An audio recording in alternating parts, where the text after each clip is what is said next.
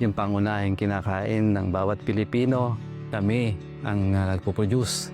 Una yung palay, yun yung pinaka masasabi ko may pagmamalaki namin bilang magsasaka.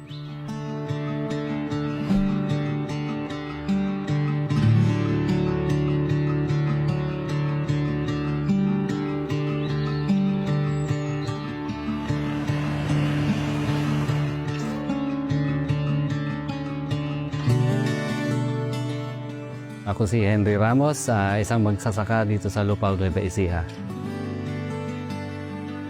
Ang Nueva Ecija ay isang rice granary talaga dito sa ating bansa. Majority ng produksyon natin ng bigas ay nanggagaling po dito sa Nueva Ecija. Ang Nueva Ecija ay akmang-akma sa produksyon ng palay, lalo-lalo na yung ating klima. Ang palay ay kailangan ng mainit. So, ang pinakamalaking produksyon natin ng palay ay nasa second crop. So, ito nag-uumpisa ngayon ng panahon ng second crop. At yung klase ng lupa, akmang-akma rin. Kung gusto mong patuyuan yung bukid, maaari mong patuyuan ito. Kung gusto mong ipunan ng tubig, pwedeng-pwede. Kaya, ito yung pinakamagandang area. Matagal na rin ako nagsasaka, mahigit 20 taon na mula nung ako'y natapos sa pag-aaral. Mahirap na madali. Madali kung ikaw ay sanay na, mahirap kung ikaw ay bago. Ang pagsasaka kasi, hindi lang pwedeng gagawin mo ito para lang mabuhay. Kailangan mo itong gawin para makita mo kung ano yung mga dapat na i-improve at yun ang tamang dapat mong gawin. So yun yung ginagawa ko ngayon, i-improve ang pagsasaka na tipong na umaasa tayo ngayon sa isang produkto. Kaya ako masaya kung ano yung ginagawa ko ngayon.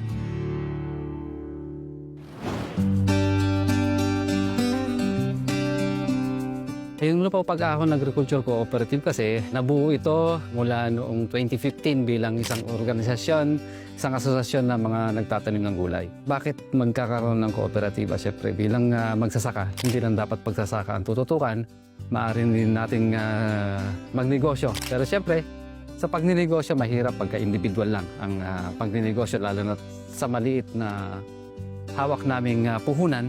So mas maganda na maging kooperatiba para yung maliit na hawak namin, magsama-sama, magiging malaki ito at maaari ng inegosyo. Dito sa aming lugar, 2 beses hanggang 3 ang harvest time namin dito. Kahit medyo may problema kami sa tubig, kami talagang bilang isang magsasaka, risk taker kami. Kaya 2 to 3 times kami. Maraming challenges tayo na haharapin sa pagsasaka. Unang-una rito, siyempre, puhunan. Pangalawa yun, yung gaya na nangyari sa nakalipas na panahon, yung bagyo, yung palay, pag dumapa ito, pag tinamaan ng bagyo dahil sa lakas ng hangin, napakalaki dahil halos wala pa sa kalahati nung ine-expect mong aanihin, yun na yung mawawala. Ito yung nangyari, gaya itong nangyari. Hindi man kami naapektuhan, pero nakita ko yung mga kapwa ko magsasaka na naapektuhan. Nadaanan ng bagyo yung palay nila. Siyempre tubig, pagka nagkaroon ng problema sa El Nino, yun na naman ang problema natin.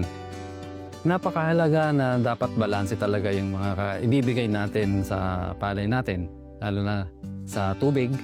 May mga stages ng ating pananim na kailangan ng tubig. Meron din na kailangan din natin bawasan yung tubig. Kaya dito nakadepende yung aanihin mo. And kung wala naman tubig, alam na natin na magiging resulta, wala tayong aanihin. Matagal ng problema talaga yung sa patubig. Although may mga support ng government natin tungkol din sa patubig, pero siyempre hindi naman nabibiyaan lahat. Kami ay nagpapatubig gamit ang dimaki ng pampatubig. Kung hindi man dimaki na ito, di kuryente, na alam naman natin may halaga, lalo na yung diesel. Nag-range yan, mga 15,000 to 20,000 kada cropping. Depende pa yan sa klase ng lupa. Kung yung area mo ay matakaw-takaw sa tubig, ay talagang mas mataas pa ang iyong gagamitin para sa patubig lang. Nalaman namin ng proyekto ng One Meralco Foundation dahil po sa Central Luzon State University, sila po yung nag-connect sa amin. Yung proyekto na tanggap natin from One Meralco ay yung solar mobile irrigation system na ang sistema ng patubig ay pwede mong dalhin na kahit sino or kahit saan. Basta importante makarating yung unit dun sa pagkukuhanan ng tubig. Napakagandang disenyo dahil kahit saan, sabi ko nga, kahit nasa gitna ng bukid, basta madadala ito ng traktora, makakapagpatubig ka.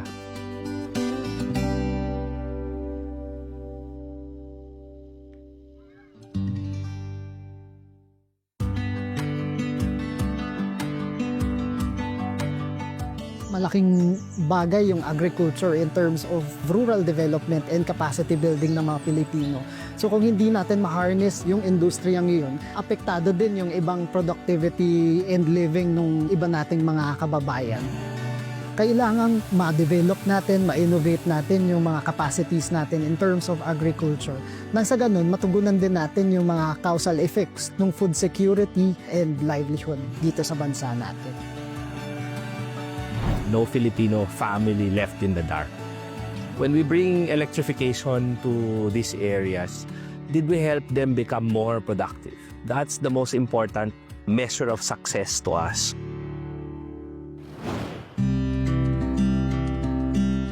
The One Meralco Foundation is the corporate social responsibility arm of Meralco, yung Manila Electric Company. Si One Meralco Foundation really does programs around the country.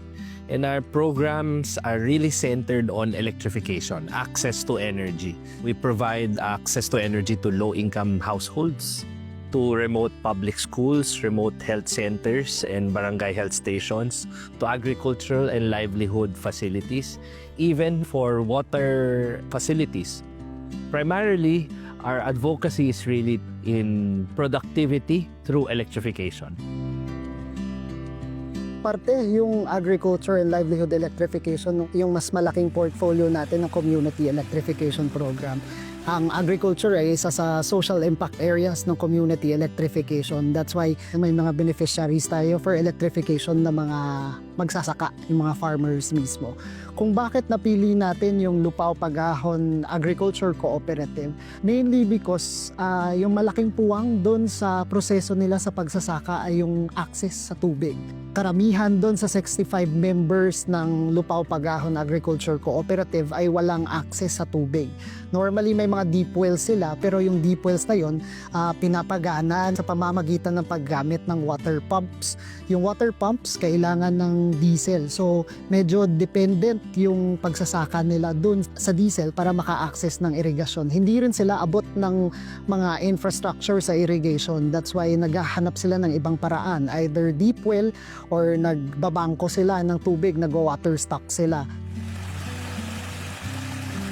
In this wide and big issue on climate change and global warming, I think we're very lucky now that there are many solutions available for our electrification to become sustainable. One of the solutions there is solar power. So I think it's the most practical to use in very remote off-grid communities. Hindi ka kailangan maglatag ng linya, ang iyong source ay yung lakas ng araw, at yun ay pinaka-sustainable economically also for our kababayans in the remote areas. Such in the case of this agriculture electrification in Lupao and Rizal, Nueva Ecija.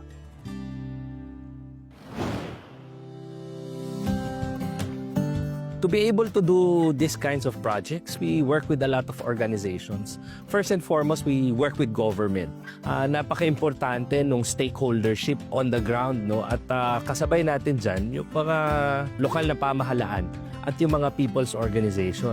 Isa rin na malaking component na nakakatrabaho namin sa gawaing ito ay ang mga empleyado namin sa Meralco. For example, itong sa Lupao at saka sa Rizal, Nueva Ecija, ang talagang donor ng solar-powered irrigation pumps ay ang aming mga empleyado. Kasi nakikita nung mga empleyado ng Meralco na to really advance the mission of the foundation, we really need to come together. And so they took this upon themselves also as their own personal, individual, social responsibilities. So hindi lang yung corporate yung meron. Sa tingin ko, nakikita namin bilang isang malaking kumpanya kung ano talaga yung pangangailangan ng mga Pilipino pagdating sa enerhiya. At yun ay yung gusto nating tugunan. Kaya even our own employees have taken upon themselves to contribute also to the mission of One Meralco Foundation. Ang tulong siyempre napakalaki. Bawas na yung ibibili mo ng krudo, so ibig sabihin yung kita mo lalaki.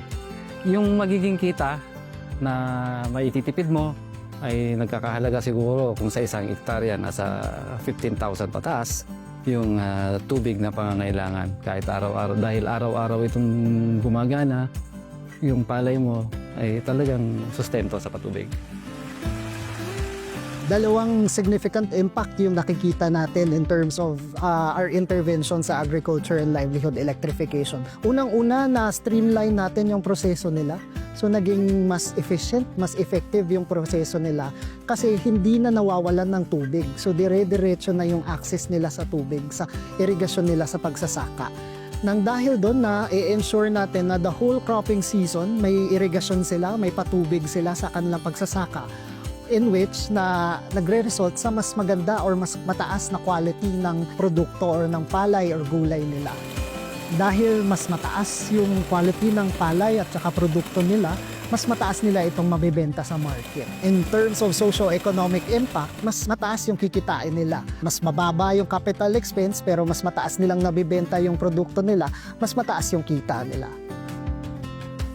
Nagpapasalamat ako sa One Meralco Foundation dahil alam ko kami unang nabiyayaan ng proyektong Solar Mobile Irrigation. Dahil doon, kami yung unang nakatamasa sa kagandahan ng proyekto. Sana po ay ipagpatuloy ng One Meralco yung tulong sa mga magsasaka. Sana hindi lang po yung kami na kooperatiba mabigyan.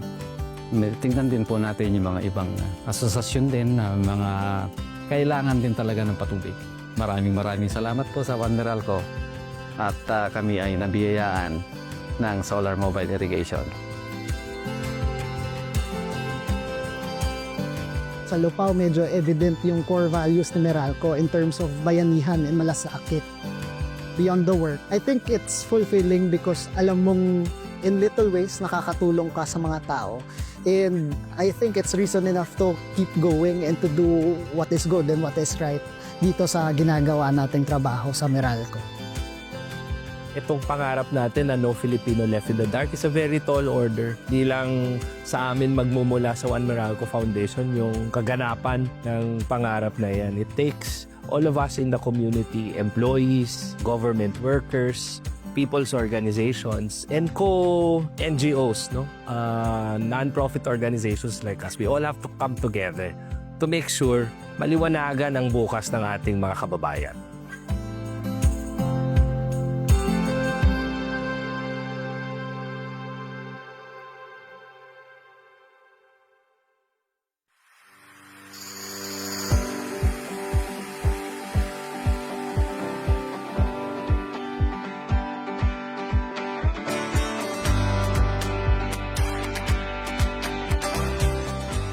Ako si Nars Adriano, ko yung owner ng Lettuce in a Cup, yung mini farm ko.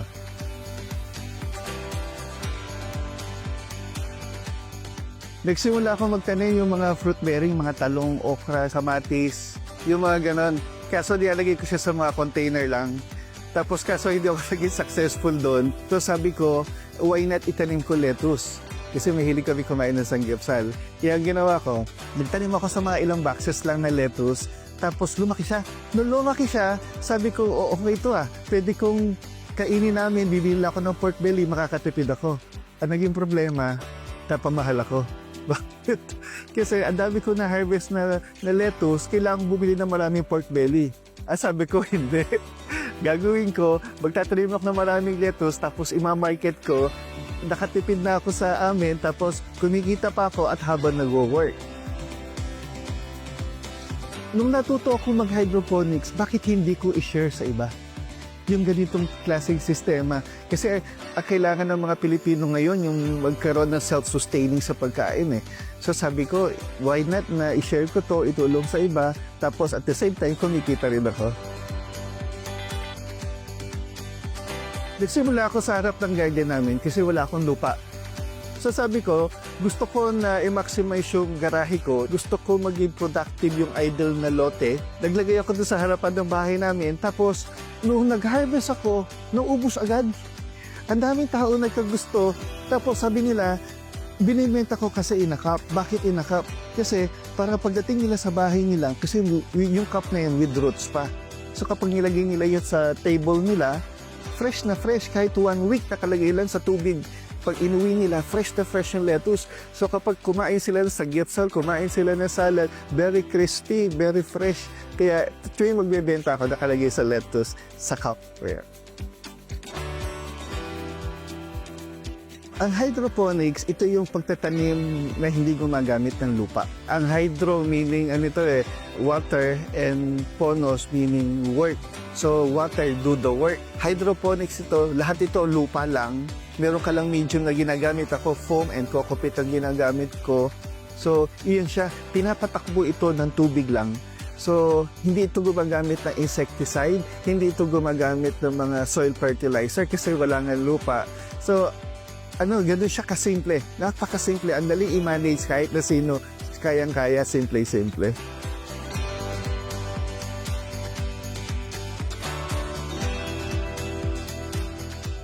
Hydroponics kasi simple.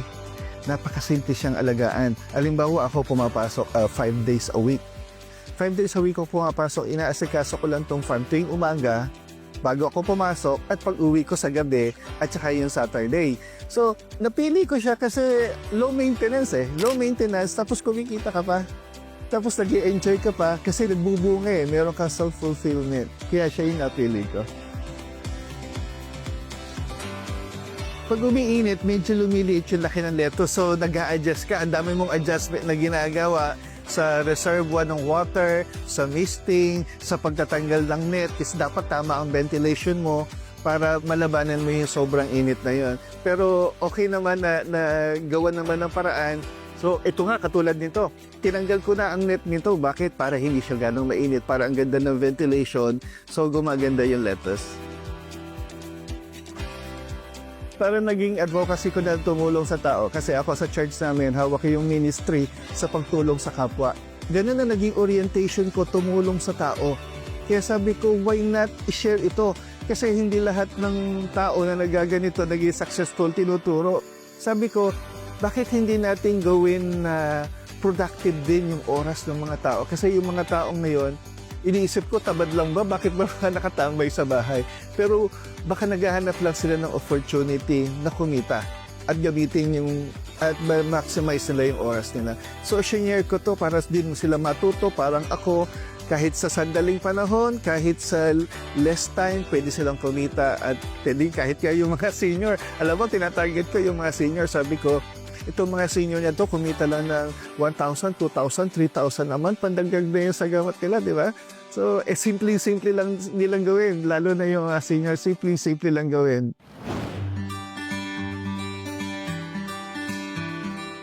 Iyon yung overwhelming na feedback Kaya ako diretso to sila yung lubos na nagpapasalamat dahil sa akin daw nagkaroon sila ng negosyo. Dahil sa akin naging healthy sila. Parang idol ka tawag sa akin Ay, dami, pag tinignan mo yung mga comments nila before nagkasakit ako, gusto kong tumigil.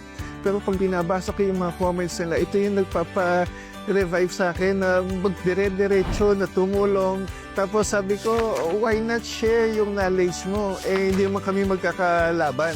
Wala namang competition dito. Ang daming tao sa Pilipinas para mag-away-away kami. So, why not share the knowledge? Para magkaroon ng healthy lifestyle ang mga Pilipino, kailangan magsimula ng kumain ng mga healthy foods. Iwas na muna sa mamantika, sa matataba. Magsimula ng kumain ng gulay at para madaling, very accessible ang pagkain ng gulay, magtanim ka na sa bahay mo.